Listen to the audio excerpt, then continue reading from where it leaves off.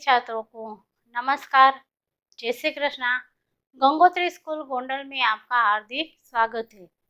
8वीं कक्षा में विषय हिंदी में अगले तास में हमने एकम 6 का अभ्यास किया था। इस एकम का नाम है भरत। इस एकम का प्रकार है नाटक। इसके मुख्य 4 पात्र हैं: बालक, राजा दुष्यंत, पहली तपस्विनी, दूसरी तपस्विनी। अब छोटा सा बालक सिंह के बच्चे नाहर को लेकर आश्रम के पास आता है और उससे खेलने लगता है। आश्रम के पास सिंह के बच्चे को रखकर उसके मुंह खोलकर सिंह के बच्चे को कहता है, अरे सिंह, तेरा मुंह खोल, मैं तेरे दांत गिनना चाहता हूँ। ऐसा कहकर वो सिंह के बच्चे के साथ खेलने लगता है।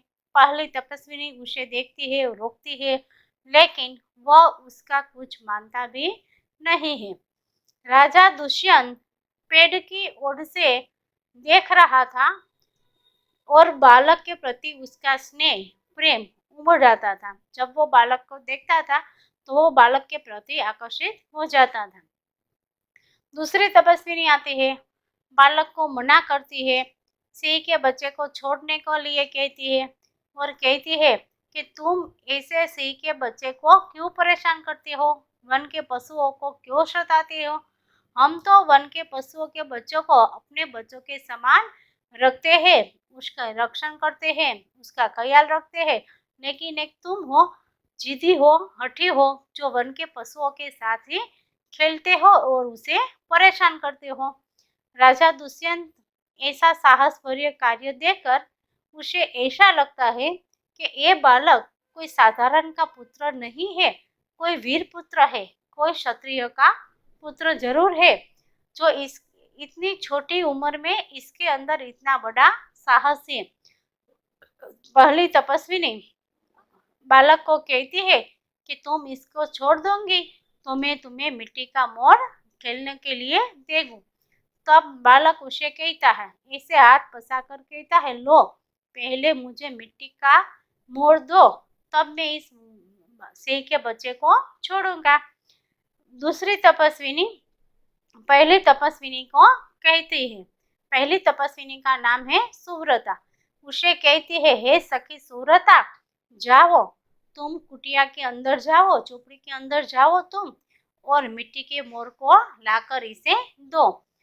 तब बालक दूसरी तपस्विनी को कहता है कि जब तक मिट्टी का मोर न आए तब तक मैं सिंह के बच्चे के साथ खेलूंगा। और दूसरी तपस्विनी कहती है कि सिंहनी आएगी और तुझे खा जाएगी। तो बालक कहता है कि तुम तो मुझे डराते हो ना, मैं तुम्हारी बातों से डरने वाला नहीं हूँ। जब तक मिट्टी का मोर नहीं दोगे तब तक मैं सिंह के बच्चे से खेलता हूँ। ऐसा कहकर वो फिर से सिंह के बच्चे के साथ खेलने लगता है। तब ऐसे हाथ पसा कर बोलते हैं।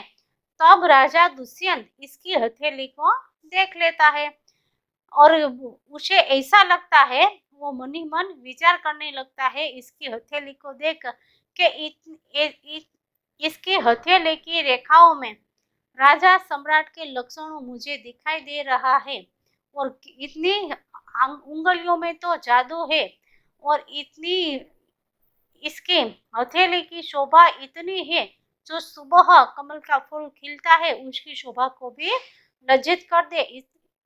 इतनी हथेली इतनी श्वेत है।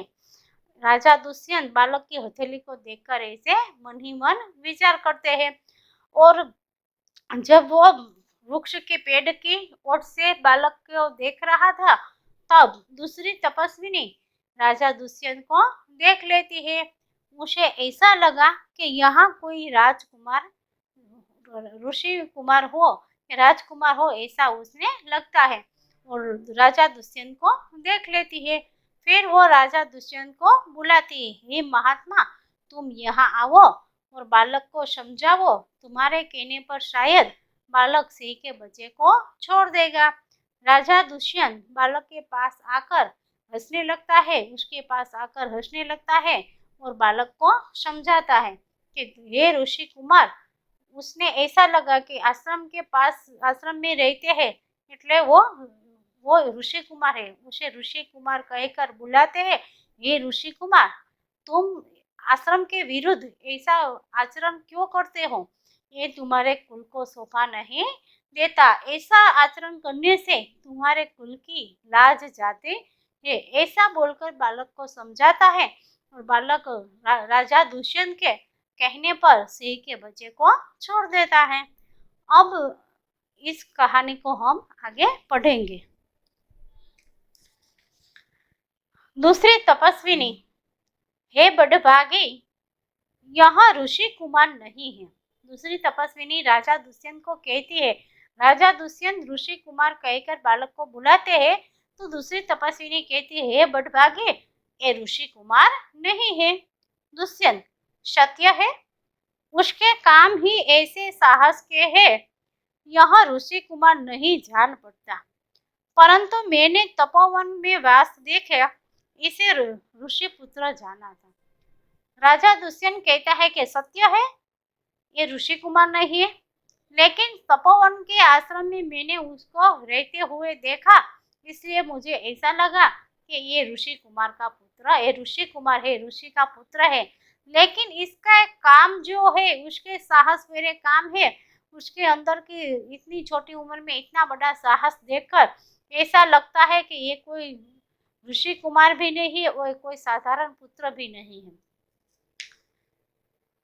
बच्चे की हथेली को अपने हाथ में लेकर स्वयं से, राजा दुष्यंत बालक की हथेली को अपनी हथेली में लेकर स्वयं से प्रश्न करता है, आहा, जब इसका हाथ छूने से मुझे इतना सुख हुआ तो जिस बड़भागी का यह बेटा है उसे कितना हर्ष होता होगा।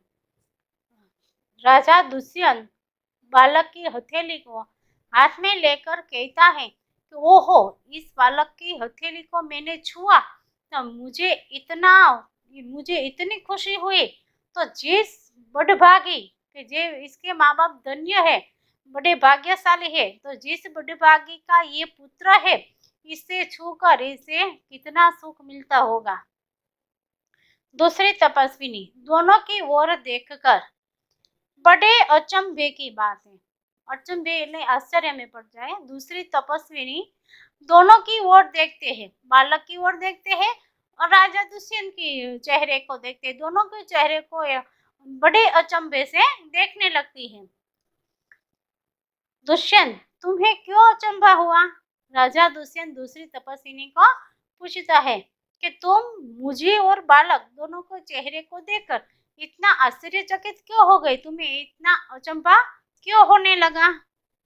दूसरी तपस्विनी, इसलिए हुआ कि इस बालक की ओर तुम्हारी सूरत बहुत मिलती है। दूसरी तपस्विनी कहती है कि मैं इसलिए अचंभे में पड़ गई कि इस बालक की सूरत यानी कि चेहरा, इस बालक का चेहरा और तुम्हारा चेहरा दोनों एक ही जैसा मुझे दिखता है,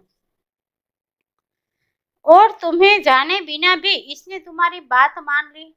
ये बालक तो तुम्हें पहचानता भी नहीं है, फिर भी तुम्हारे कहने पर सिंह के बच्चे को उसने छोड़ दिया और तुम्हारी बात मान ली।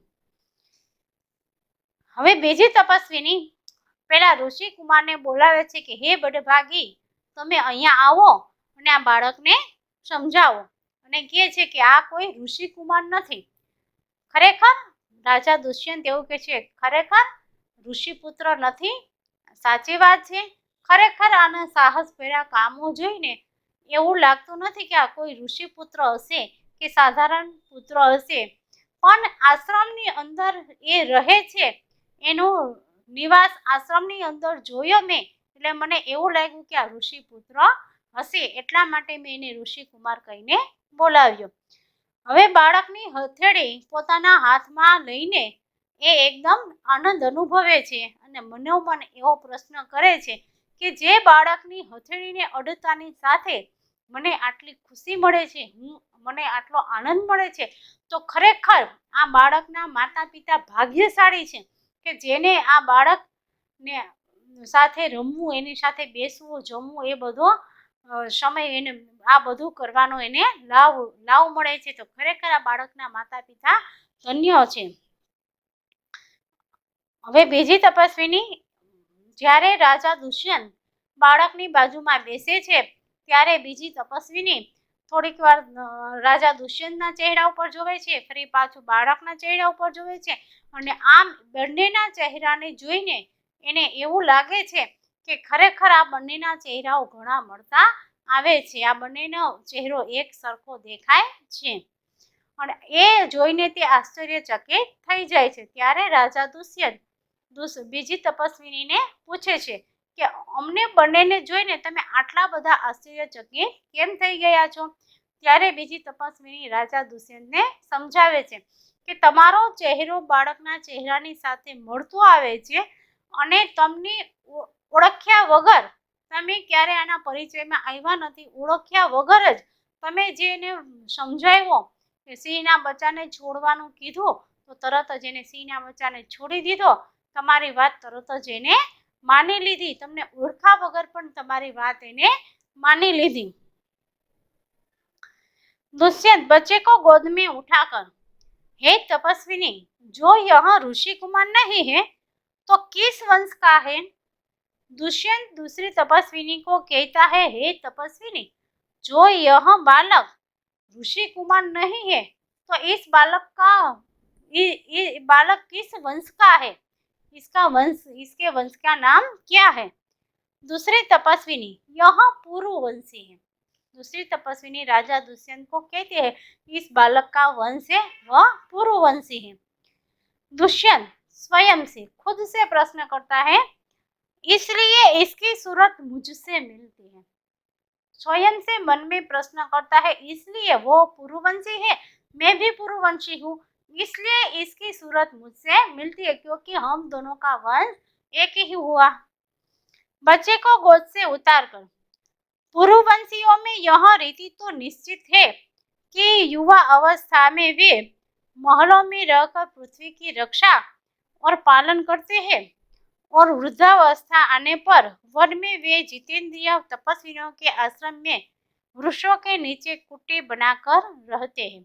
राजा दुष्यंत दूसरे तपस्विनी को समझाते हैं कि पुरुवंशीय जो कुल है उसमें ये रीति सदियों से बनी चली आती है। ये रीति के पुरुवंशीय कुल का जो युवा पीढ़ी में महलों में रहकर पृथ्वी की रक्षा करते हैं और वृद्ध अवस्था आने पर वह आश्रम में वन में जाकर आश्रम में जितेंद्रिय जो ऋषि मुनियों है उसके साथ रहकर कुटी बनाकर उसके साथ रहकर वन के पशुओं की रक्षा करते हैं।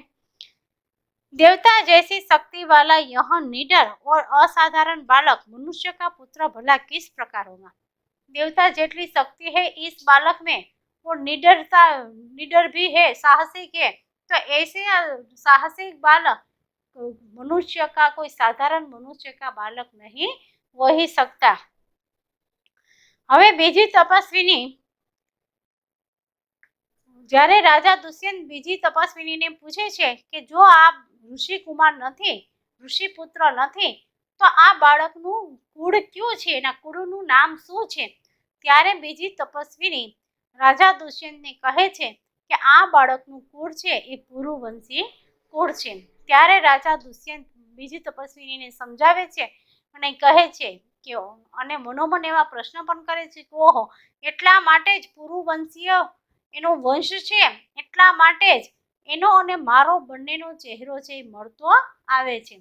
પછી રાજા દુષ્યંત બીજી તપસ્વીને સમજાવે છે કે પુરુવંશીય કુળની અંદર વર્ષોથી આ રીતિ ચાલી આવે છે, સદીઓથી આ રીતિ ચાલી આવે છે કે જે પુરુવંશીય જ્યારે યુવા અવસ્થામાં હોય છે ત્યારે તે મહેલોની અંદર રહીને પૃથ્વીની રક્ષા કરે છે, જ્યારે વૃદ્ધાવસ્થા આવે છે ત્યારે વનની અંદર જે ઋષિ મુનિ, जितेंद्रिय ऋषि मुनि के सभी दिशाओं जीतना जे ऋषि मुनियो છે, सभी દિશાઓમાં વિજય મેળવીને પ્રાપ્ત કરીને જે ઋષિ મુનિઓ છે એ ઋષિ મુનિઓની સાથે તે આશ્રમની અંદર એક ઝૂંપડી બનાવીને રહેવા લાગે છે અને પશુઓ પક્ષીઓનું પોતે ધ્યાન રાખે છે। ખરેખર આ બાળકની અંદર ભગવાન જેવી શક્તિ છે અને આટલી શક્તિ, એની નિડરતા, એનું સાહસ જોઈને જ મને એવું લાગે છે કે ખરેખર આ બાળક કોઈ સાધારણ માણસનો પુત્ર નથી, પણ એ કોઈ વીર ક્ષત્રિયનો પુત્ર હોય તેવું મને લાગે છે।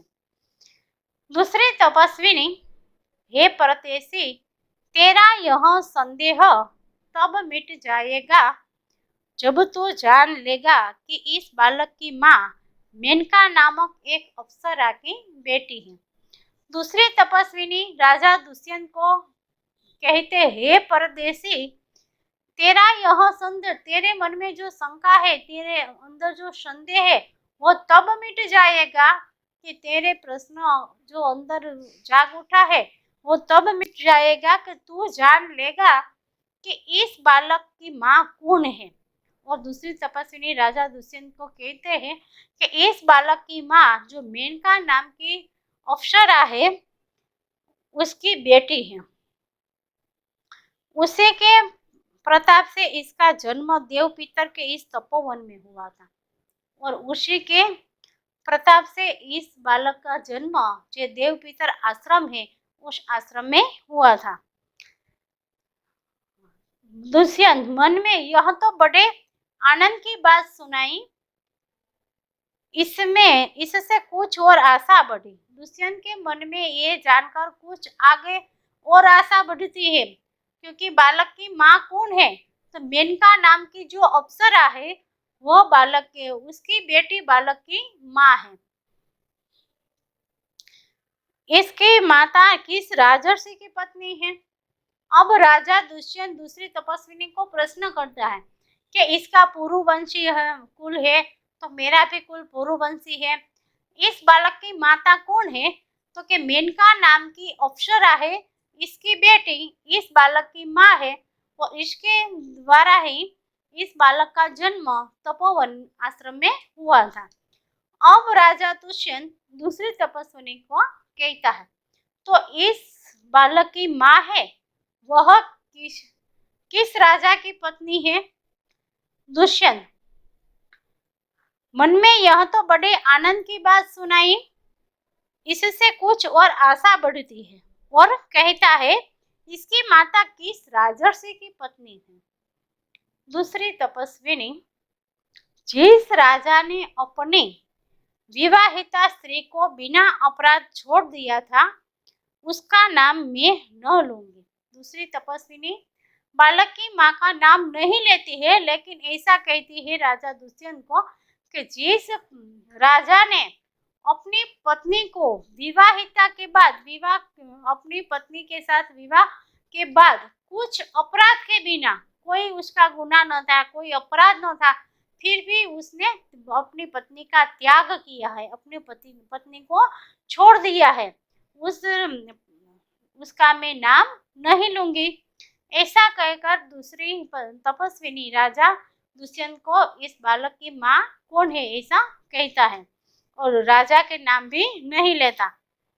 दुष्यंत स्वयं से, यह कथा तो मुझ पर लगती है, फिर अपने आप को प्रश्न करता है कि यह कथा तो मेरे जीवन की कथा से बिल्कुल मिलती जुलती है। मेरा भी पुरुवंशीय कुल है, बालक का भी पुरुवंशीय कुल है, मैंने भी अपनी पत्नी को बिना अपराध से त्याग किया है, तो बालक की माँ का भी उसके पिताजी ने बिना अपराध से त्याग किया है।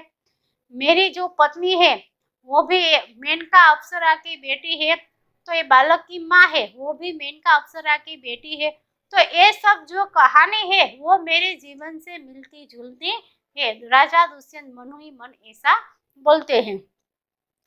भला अब इस बालक की माँ का नाम पूछूं। अब मैं इस बालक की माँ का नाम पूछ लूं। पहली तपस्विनी मिट्टी का मोड़ लेकर आती है और पहली तपस्विनी आश्रम में से मिट्टी का मोड़ ले आकर बच्चे को, बालक को देती है। अब इसका भाषांतर देखेंगे हम। बीजी तपस्विनी, हे बड़भागी, तमे आवो અને આ બાળકને સમજાવો, અને એવું કહે છે કે આ કોઈ ઋષિ પુત્ર નથી। ત્યારે રાજા દુષ્યંત એવું કહે છે કે ખરેખર સાચું છે, આ ઋષિ પુત્ર નથી। આની અંદર ભરેલું સાહસ જોઈને જ મને એવું લાગે છે કે ખરેખર આ કોઈ સાધારણ પુત્ર નથી કે ઋષિ પુત્ર નથી, આ તો કોઈ વીર ક્ષત્રિયનો પુત્ર હશે। ત્યાર પછી રાજા દુષ્યંત છે એ બાળકને એના ખોળામાં બેસાડે છે અને એને ખૂબ જ એને ખોળામાં બેસાડવાથી એને અડવાથી એને ખૂબ જ આનંદ થાય છે। ત્યારે એવું કહે છે કે જો આ બાળકને અડવાથી મને આટલો આનંદ થાય છે તો આ બાળકના માતા પિતાને ધન્ય છે કે ધન્ય બડા ભાગ્યશાળી છે એના માતા પિતા કે જેને આ બાળક જેવું સંતાન છે। આમ કહીને રાજા દુષ્યંત બાળકને ખોળામાં બેસાડે છે।